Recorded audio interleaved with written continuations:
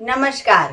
मैं डॉक्टर झरना पटेल नेचुरोपैथी की डॉक्टर हूँ और न्यू डाइट सिस्टम की मोटिवेशनल स्पीकर हूँ। मैं मेरे गुरुजी श्री बी.वी. चौहान साहब के श्री चरणों में सत सत प्रणाम करती हूँ और आप सभी दर्शकों को भी मैं प्रणाम कर रही हूँ।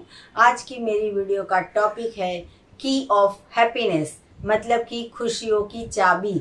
तो खुशियों की चाबी हमारे पास रहनी चाहिए। लोग कैसे रहेगी वो उसके बारे में मैं आज बताने जा रही हूँ। तो हमारे पास भगवान की दी हुई अमूल्य भेंट है। वो भेंट का नाम है हमारा शरीर। तो जब तक हमारा शरीर निरोगी रहेगा तब तक हम सुखी से रह सकेंगे। बाकी पैसे कितने भी होंगे हमारे पास कोई काम के नहीं है। अगर कितने भी पैसे खर्च कर करके हॉस्पिटल में रहना पड़े या कितने पैसे खर्च कर करके दवाइयाँ खानी पड़े, ऑपरेशन करवाना पड़े, तो ये जो है वो दुख की बात है। सबसे पहला सुख ये है कि हमारा शरीर तंदुरुस्त होना चाहिए, निरोगी होना चाहिए। तो ये तो है सबसे पहली चाबी। तो दूसरी चाबी ये है कि हमारे पास हम जो भी कमाते हैं, पूरे महीने हम कमाते हैं, हस्बैंड भी कमाते हैं, वाइफ भी कमाते हैं, बच्चे बड़े हो जाते हैं तो वो भी कमाते हैं, लेकिन हमारा जो भी पूरे महीने का खर्च होता है वो खर्च तो जो कंपलसरी करना पड़ता है वो तो करना ही पड़ता है। जैसे लाइट बिल भरना होता है, मोबाइल का बिल भरना होता है, वो तो सब कंपलसरी करना ही पड़ता है। लेकिन इसके अलावा हमें जो भी हमारी इनकम है उसमें से कुछ बचत करनी चाहिए। बचत इसलिए करनी है कि कभी भी संकट के समय में हमारे पास जो भी बचत होगी तो उससे हमारा प्रॉब्लम की सॉल्यूशन हो जाएगी। तो जितने भी पैसे हैं वो खर्च करके उड़ा देने नहीं है, कपड़े में या घूमने में या होटल्स में या पार्टी में, ऐसे सब उड़ा देने नहीं है, लेकिन बचत करनी सीखनी है। पहले के ज़माने में ऐसा कहा जाता था कि बचत जो है वो दूसरा भाई है। मतलब जो दो भाई कमाते हैं, जितनी इनकम घर में आनी चाहिए उतनी एक ही भाई अगर बचत करेगा तो वो दूसरे भाई की इनकम बन जाएगी।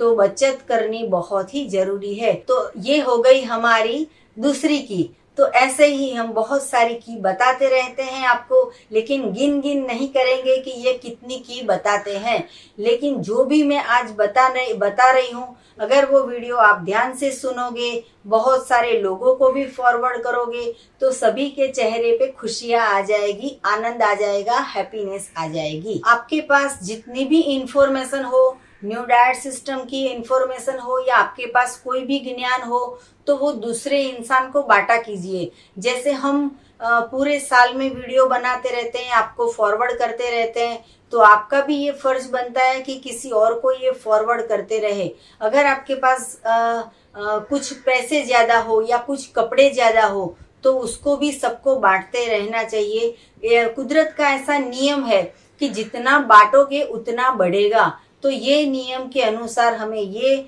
जिंदगी जो मिली है पृथ्वी पे, हमें इतने सारे जन्म के बाद इंसान का जन्म मिला है, तो हमें किसी और की भी मदद करनी चाहिए। जैसा अन्न वैसा मन। तो हमारे शरीर को जैसा आहार देंगे वैसा हमारा मन बनेगा। अगर मृत भोजन खाएंगे तो मृत विचार आएंगे। अगर हम पिज्जा खाएंगे, पास्ता खाएंगे, दाबेली खाएंगे, बर्गर खाएंगे, सैंडविच खाएंगे तो मृत विचार आते हैं। वैसे ही अगर हम अंगूर खाएंगे, अनार खाएंगे, एप्पल खाएंगे, तरबूज खाएंगे, गन्ने का जूस पिएंगे तो अच्छी अच्छी सोच भी आती रहती है। तो जैसा अन्न है वैसा ही हमारा मन बन जाएगा। कई लोग ऐसा समझते हैं कि अभी उम्र चली गई तो अब क्या नया सीखने का, लेकिन नया कुछ सीखने की कोई उम्र नहीं होती है। अगर आप ये वीडियो देख रहे हो तो आज से ही कच्चा भोजन चालू कर सकते हो। इसमें कुछ बनाने की जरूरत नहीं है। भगवान ने इतना सारा बनाया है, वो बनाया हुआ ही लेके आओ। सुबह खा लो, दोपहर खा लो, शाम को खा लो, रात को खा लो, जितनी बार भूख लगती है, जब भी भूख लगती है तो ये आप खा सकते हो। तो जो सीखने की उम्र होती है वो ऐसा जरूरी नहीं है कि 50 साल के बाद पढ़ाई नहीं कर सकते या 50 साल के बाद हम नया कुछ स्वीकार नहीं सकते। लेकिन जो स्वीकार करने का है वो कभी भी कर सकते हैं। वैसे भी नया नया सीखते रहना चाहिए। जैसे कि अभी हम YouTube पे इतनी सारी वीडियो बना रहे हैं कि रॉ डाइट कैसे बनाया जाए, मतलब कि कच्चा भोजन भी कैसे बनाया जाए, उसमें भी इतने सारे रेसिपी बनाई है हमने। मंचूरियन बनाया है, फ्रेंकी बनाया है, ढोकला बनाया, इडली बनाया। तो ये सारी चीज आप अभी भी सीख सकते हो। किचन में खाना बनाने से अच्छा है कि डाइनिंग टेबल पे ही खाना बन जाए। तो सीखने की कभी भी उम्र नहीं होती है। जब भी आपको नया कुछ भी नॉलेज मिल जाए तो उसको स्वीकार कर लेना चाहिए। मुश्किल जब भी आती है तो भगवान के पास से हमें हिम्मत रखनी चाहिए। हमारे दिल को हमें खुद दिलासा देना चाहिए कि जो भी संकट की घड़ी आई है उसमें से कुछ नया सीखना चाहिए। और कोई भी पोजीशन हो, हमारी कोई भी परिस्थिति हो, तो उसको स्वीकार करके उसमें से कुछ नया कर लेना चाहिए। जैसे अभी पहले का माहौल कैसा था कि हम सुबह ऑफिस जाते, शाम को घर आते थे, पूरे दिन ऑफिस में बैठ के काम करते थे। लेकिन अभी क्या हो गया है, ऑनलाइन कभी सभी लोग घर पे ही बैठ के जॉब कर रहे हैं, तो वर्क फ्रॉम होम। तो ये संकट की घड़ी में हमने नया रास्ता चुन लिया। वैसे जब भी संकट आती है तभी हमें उसमें से भी अपॉर्चुनिटी ढूंढ लेनी चाहिए। घर में ही सुख होना चाहिए, घर में ही स्वर्ग होना चाहिए, घर में ही हैप्पीनेस होनी चाहिए। तो हैप्पीनेस के लिए हमें बाहर ढूंढने की जरूरत नहीं है, या फिर ऐसा नहीं सोचना है कि होटल में जाएंगे तो खाने से खुशी मिलेगी, या मूवी देखने जाएंगे तो खुशी मिलेगी, या पिकनिक पे जाएंगे तो खुशी मिलेगी, या एब्रोड घूमने जाएंगे तो खुशी मिलेगी। घर में ही स्वर्ग को ढूंढना चाहिए। जो भी घर में हमारे फैमिली है, हमारे पेरेंट्स है, हमारे बच्चे हैं, उनके पास हमें सुबह शाम टाइम स्पेंड करना है और उसमें से ही हमें खुशियां मिलेगी। किसी और को हमें समय देना चाहिए। तो ये जो अभी 15-20 मिनट का समय है वीडियो बनाने का, वो मैं आपको दे रही हूँ। आप ये वीडियो देख रहे हो तो ये टाइम आप निकाल रहे हो। आप हमारी वीडियो बहुत सारे लोगों को फॉरवर्ड करते हो, तो ये समय आपका किसी के लिए आप कर रहे हो, व्यतीत कर रहे हो। तो जब भी किसी और के लिए समय अगर हम निकालेंगे तो हमें भगवान के आशीर्वाद मिलते हैं। ऐसा नहीं है कि सिर्फ हमें हमारे लिए जीना है, किसी और की भी मदद करेंगे तो हमारी जो जिंदगी है वो खुशियों से भर जाती है। जिंदगी में जैसे खुशियां आती है, सुख आते हैं, दुख आते हैं, वैसे ही मुश्किलियां आती है। तो मुश्किलों का भी हमें सामना करना है, मुश्किल से भी हमें डरना नहीं चाहिए। ईश्वर के ऊपर विश्वास रखिए, जो भी हम काम करते हैं उसमें धीरज रखिए, और हमें जो परेशानी आई है वो भी समय बीत जाएगा और हमें सफलता मिलेगी और हमें खुशियां मिलेगी। तो हमें धीरज रखनी चाहिए। कई कई लोग ऐसा होते हैं कि टूट जाते हैं, तो हमें टूट नहीं जाना है, लेकिन हमें एक दूसरे को सहारा देना है और मजबूती देनी है। हमारी जिंदगी में हम हमेशा सुपर हीरो को ढूंढते हैं, लेकिन खुद के अंदर झांक के देखेंगे तो हम खुद ही सुपर हीरो है। तो आप भी वैसे अपने आप के सुपर हीरो बन जाइए। कोई भी मुश्किल हो तो उसका उपाय होता ही है, हर प्रॉब्लम का सॉल्यूशन होता ही है। वैसे आपका कोई भी सॉल्यूशन होगा, आर्थिक होगा, शारीरिक होगा, मानसिक होगा, तो कभी टूट नहीं जाना है, लेकिन सुपर हीरो बन के दिखाना है, प्रॉब्लम का सॉल्यूशन लाना है। खुद हमें परिस्थिति का सामना करना है। ईश्वर को ढूंढने के लिए हमें कहीं पे भी यात्रा करने की या यात्रा करने की कोई आवश्यकता नहीं है। मंदिर में जाने की भी आवश्यकता नहीं है।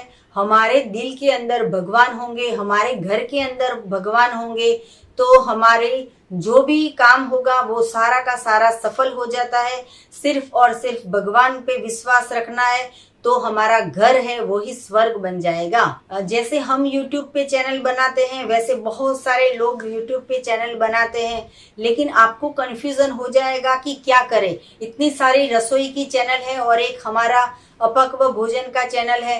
इतनी सारी एनिमा नहीं करने की वीडियो है और हमारी जो वीडियो है वो एनिमा करो ऐसी है। तो आपको कैसे पता चलेगा कि क्या सच है, क्या गलत है। तो इसके लिए आप अपने ऊपर ट्राई कीजिए और विश्वास कीजिए। जिसने एक्सपेरिमेंट किया है उसके ऊपर विश्वास कीजिए। जैसे हमारे गुरुजी है, वो 30 साल से एनीमा के बारे में पूरे विश्व में सबको समझाते हैं कि एनीमा करो, शरीर में गंदगी होगी तो ही मल होगा, तो ही बीमारी आएगी। तो गंदगी अगर दूर करोगे तो बीमारी चली जाएगी। तो ऐसे ही हम जो इन्फॉर्मेशन हमारे पास आई है, तो ये हमने एक्सपेरिमेंट हमारे खुद के ऊपर किया है और फिर वो आपको इन्फॉर्मेशन आप दे रहे हैं, तो इससे आपको फायदा होगा। ऐसा नहीं है कि हम जो वीडियो बना रहे हैं आपको कुछ नुकसान हो जाए या आपकी शरीर में कोई बीमारी आ जाए या आपको कुछ तकलीफ हो जाए, ऐसे हम वीडियो नहीं बनाते हैं। तो ये जो एनीमा पॉट है, इससे सफाई करनी बहुत ही जरूरी है। जब भी हमारे शरीर को स्वस्थ रखना हो, निरोगी रखना हो, बीमारियों से दूर रखना हो, तभी हमें एनीमा करना बहुत ही जरूरी है। सबसे अच्छी खुशी कब आएगी? जब एनीमा करते हैं। हैप्पीनेस की ये मेन की है कि शरीर की शुद्धिकरण करो। आप जब भी एनीमा करोगे, लगातार बार बार करोगे, तो आपको खुद रियलाइज होगा कि जब भी पेट में मल नहीं होता है, जब पेट के अंदर अपक्व भोजन होता है, तो हमारा जीवन खुशियों से भर जाता है। तो सबसे अच्छी की ये है कि आपके घर में एनीमा पॉट होना चाहिए। एनीमा पॉट ही जरूरी नहीं है, लेकिन हर इंसान को हर रोज एनीमा करना चाहिए। घर में एक पॉट होगा तो चलेगा, लेकिन सबकी कैथेटर अलग अलग होनी चाहिए। तो आप जब भी हमसे एनीमा मंगवाओ तो साथ में 1 डजन आप कैथेटर भी मंगवा सकते हो। तो 12 महीने के 12 कैथेटर हो जाएंगे।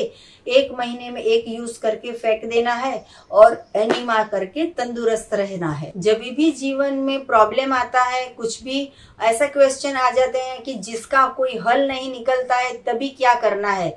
आपके घर में जितने भी लोग हैं, चाहे वो छोटा है, बड़ा है, आपकी वाइफ है, आपके हस्बैंड है, सबको घर में एक साथ बिठाइए और फिर उनको बताइए कि आपको ये प्रॉब्लम हो रही है, इसका कुछ सॉल्यूशन मिल रहा है, नहीं मिल रहा है। तो आप सभी के क्या विचार है इस प्रॉब्लम के सामने? जो भी आपको नॉलेज हो वो आप बताइए। तो सारे घर में अपना अपना मंतव्य देंगे, तो उससे कुछ भी प्रॉब्लम का सॉल्यूशन आ जाएगा, कोई भी प्रॉब्लम का सॉल्यूशन आ जाएगा और आपके घर में हैप्पीनेस आ जाएगी। कोई भी काम हो वो छोटा नहीं होता है या बड़ा नहीं होता है। जो भी इंसान को जब भी जो भी काम दिखाई दे वो कर देना चाहिए। जैसे हम इंडिया में रहते हैं, तो हमारे बच्चे जो है वो कहीं पे 1 घंटे का या 3 घंटे का या 10 घंटे का काम करने कहीं नहीं जाते हैं। उनको ऐसा लगता है कि ऐसी छोटी नौकरी नहीं करनी चाहिए। इसके उल्टा ये है कि फॉरेन में आप देखो तो हमारे जो बच्चे हमारे घर पे कभी झाड़ू नहीं पकड़ते थे, कभी प्लेटफॉर्म नहीं साफ करते थे, कभी बर्तन को हाथ नहीं अड़ाते थे, वो कहीं और पे जाके ग्रोसरी की शॉप पे काम करते हैं या फिर फ्रूट की जूस पे काम करते हैं या सबवे में जाके काम करते हैं। तो वहां पे जाके काम करते हो तो आपको ये काम छोटा नहीं लगता है। तो आप कहीं पे भी रहते हो, घर में रहते हो या इंडिया में रहते हो, कहीं पे भी रहते हो, तो कोई भी काम छोटा हो या बड़ा हो, जेंट्स हो या लेडीज हो, कमाते हो या नहीं कमाते हो, गर्ल्स हो या लेडीज हो, सबको मिलजुल के, सबको एक दूसरे का ख्याल रख के काम करना चाहिए। ये न्यू डाइट सिस्टम के बारे में भी मैं आपको बताऊंगी कि अभी अभी आपने ये पता चला है कि ऐसी भी कोई सिस्टम होती है। तो आप ये जो सिस्टम है उसको एडॉप्ट करने के लिए धीरे धीरे स्टेप उठाइए। जैसे कि कभी कभी लंच छोड़ दीजिए, कभी कभी डिनर छोड़ दीजिए, कभी कभी ब्रेकफास्ट छोड़ दीजिए, कभी रोटी को त्याग कर दीजिए, कभी कभी दाल चावल का त्याग कर दीजिए, कभी खिचड़ी का त्याग कर दीजिए, कभी बाहर का खाने को अवॉइड कर दीजिए। तो ऐसे ही गुजराती में हमारी कहावत है कि टिपे टिपे सरोवर भराए, मतलब कि बूंद बूंद भर के तालाब भर जाता है। वैसे ही छोटे छोटे कदम से हमें सफलता मिलेगी। तो हैप्पीनेस का ये एक मंत्र है कि धीरे धीरे स्टार्ट करो। अगर स्टार्ट करोगे तो रिजल्ट मिलेगा, लेकिन आप बैठे रहोगे, वीडियो देखते रहोगे, फॉलो नहीं करोगे, तो कैसे रिजल्ट मिलेगा? तो न्यू डाइट सिस्टम एडॉप्ट कर लोगे तो हैप्पीनेस ही हैप्पीनेस आपकी जिंदगी में भी आ जाएगी। जहाँ पे स्वच्छता वहाँ प्रभुता, मतलब कि हमारा घर स्वच्छ होगा तो हमें घर में रहने की अच्छी मजा आएगी। वैसे ही हम भगवान के मंदिर में जाते हैं तो मंदिर भी हमेशा स्वच्छ होता है। वैसे ही ये हमारा शरीर है, उसको भी स्वच्छ रखना चाहिए। जैसे हर रोज स्नान कर लेते हैं, हर रोज ब्रश कर लेते हैं, वैसे ही हमें हमेशा ये शरीर को अंदर से भी क्लीन करना चाहिए। मतलब कि जो हमारा शरीर है उसको एनीमा से साफ करना बहुत ही जरूरी है। ये एनीमा हमेशा साथ रखना है और एनीमा का बहुत सारे फायदे हैं। एनीमा से अंदर की गंदगी है वो दूर हो जाएगी। जब भी गंदगी दूर हो जाएगी तो हमारे जो हमारा दिल है, हमारा दिमाग है, हमारे शरीर है, उसमें से पूरा अंधेरा निकल जाएगा और रोशनी ही रोशनी छा जाएगी। हमारे पास जो एक शक्ति है वो दृढ़ निश्चय की शक्ति है। हम जो भी ठान लेते हैं वो करके बताते हैं और करके दिखाते हैं। तो आपके पास कुछ भी नया विचार हो, अच्छा विचार हो, नई सोच आती हो तो उसको निश्चय कर दो, दृढ़ निश्चय कर दोगे तो आपको सफलता मिलेगी। हमारी एनीमा के रिलेटेड 10 वीडियो बनाई है। वो 10 वीडियो जब भी आप देखोगे तो आपको विश्वास हो जाएगा कि अगर एनीमा से इतना सारा फायदा है तो आज तक हमने एनीमा क्यों नहीं किया। तो एनीमा करने से भी हमें खुशियां मिलती है, शांति मिलती है, प्रेम मिलता है, आनंद मिलती है, तंदुरुस्ती मिलती है। तो हमेशा के लिए खुश रहना है तो एनीमा भी करना बहुत ही जरूरी है। संयम रखना है। कहीं पे भी खुशबू आ जाती है तो खाने में ललचा नहीं जाना है। कहीं पे भी अच्छी रेस्टोरेंट में कुछ दिख जाता है तो जी मचल जाता है कि चलो आज खा लेते हैं। जब भी ऐसा मन होता है तो चलो खा लेते हैं, लेकिन उसके दूसरे दिन ज्यूस पे रहिए या उसके दूसरे दिन 4-5 बार ज्यादा एनीमा कर लीजिए या फिर उसके दूसरे दिन आप निर्जला व्रत कर दीजिए। ऐसे दृढ़ निश्चय कीजिए तो शरीर है वो धीरे धीरे न्यू डाइट सिस्टम के हर स्टेप को एडॉप्ट कर लेगा। जैसे हम 1 घंटे का फास्टिंग बोलते हैं वैसे आप 2 घंटे का करो, फिर कभी 3 घंटे का करो, कभी 8 घंटे का करो, कभी 24 घंटे का करो। तो धीरे धीरे ये भी आपके अंदर शक्ति बढ़ती रहेगी। बीमारी जो होती है वो अमीरी नहीं देखती है, गरीबी नहीं देखती है। किसी को भी बीमार हो जाते हैं, मतलब कि बहुत पैसे वाले लोग होते हैं उनको भी डायबिटीज होता है। जो रोड पे रहते हैं, फुटपाथ पे रहते हैं, गरीब होते हैं उनको भी डायबिटीज होता है। जो घर का खाते हैं उनको भी डायबिटीज होता है। जो बाहर का खाते हैं उनको भी डायबिटीज होता है। तो हमें सोचना चाहिए कि ये जो बीमारी है वो कैसे आई। तो ये जो है वो पकाया हुआ भोजन से बीमारी आती है। तो आज से ही जीवन में परिवर्तन ये लाएंगे कि अपक्व भोजन को अपनाएंगे और पकाया हुआ भोजन का त्याग कर देंगे। जब भी हमें कुछ नया सोच आता है या कुछ नई इंफॉर्मेशन मिलती है तो हमें ये सोचना है कि कुछ भी करना मुश्किल ही नहीं है। हम अगर मन जो है उसको मजबूत कर देंगे, मनोबल है हमारा वो निश्चय कर लेंगे कि न्यू डाइट सिस्टम एडॉप्ट करने में पहले आप ऐसा कीजिए कि सिर्फ और सिर्फ 10 दिन पे रॉ डाइट कीजिए। सुबह शाम दोपहर रात रॉ डाइट पे रहिए। फिर धीरे धीरे आप इसके आगे स्टेप बढ़ाइए। कभी कभी ऐसा कीजिए कि एक टाइम खाया, एक टाइम छोड़ दिया, एक टाइम कच्चा खाया, एक टाइम पका खाया। कभी ऐसा भी कर सकते हो पूरे दिन जूस पे रहिए।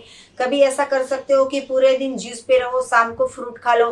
कभी ऐसा कर सकते हो पूरे दिन फ्रूट खा लो और शाम को पकाया हुआ खा लो। तो ये जो है वो धीरे धीरे स्टेप बाय स्टेप आप करोगे तो कोई भी मुश्किल लगेगी नहीं। ये जो हैप्पीनेस है वो कहीं से भी हमारे पास आ जाएगी। लेकिन इसके लिए हमें मन जो है उसको दृढ़ निश्चय करना है, हमारा मनोबल है उसको मजबूत करना है। जीवन जो है वो दुनिया है, हमारा जीवन है वो हमेशा सदंतर चलता ही रहता है। खुशी आती है या गम आते हैं, हम जिंदा नहीं रहेंगे तो भी न्यू डाइट सिस्टम चलेगा और हम जिंदा हैं तो भी न्यू डाइट सिस्टम चलेगा। आप करते हो तो भी अच्छा है, आप नहीं करते हो तो भी चलेगा।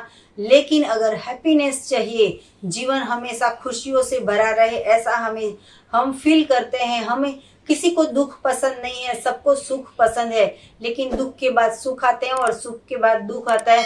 हमारी जो सोचने की पॉजिटिविटी है उससे भी हम जो परिस्थिति है उसको हैंडल कर सकते हैं। जैसे एक ही परिस्थिति को एक इंसान है वो पूरे टेंशन से लेगा और एक इंसान है वो केयरफुली ले लेगा। मतलब कि चलो भाई चले जाएगा, आज है कल चला जाएगा। तो ऐसे करके हमें सोच बदल देनी है कि चलो भाई जो भी होता है वो होने रहने दो। जो भी कर्म हम करते हैं वो ईश्वर की कृपा से होते हैं।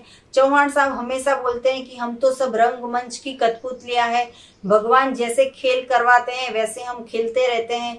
किसको अच्छा करना है, किसको बुरा करना है, जो भी होता है वो सब ईश्वर की मर्जी से होता है। लेकिन अगर हम कर्म अच्छे करेंगे तो हमें हमेशा रिजल्ट मिलेगा।